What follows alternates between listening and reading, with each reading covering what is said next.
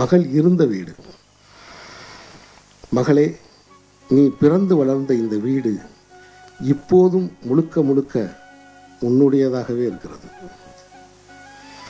அம்மாவுடையதும் என்னுடையதுமான பொருள்கள் அனைத்தும் பெருகி குவிந்திருக்கும் உனது பொருள்களுக்கு அஞ்சி ஆங்காங்கே ஓரங்களில் கிடக்கின்றன. பிந்தைய உனது பருவகால பொருள்களாலும் புத்தகங்களாலும் மட்டுமின்றி முந்தைய உனது பாலியகால விளையாட்டு பொருள்களாலும் நீ இந்த வீட்டை ஆக்கிரமித்திருந்தாய். உனது அத்தனை தோழிகளும் உன் வீடென்றே இதை ஊராருக்கு அடையாளப்படுத்தியுள்ளனர்.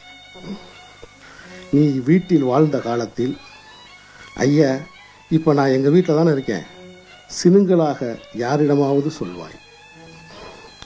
எங்கள் வீட்டுக்கு வாயேன், வாஞ்சையோடு யாரையாவது அழைப்பாய்.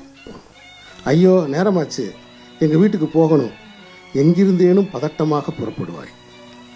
உன் பொருட்டு ஒலித்து அடங்கிய கெட்டி மேளத்துக்கு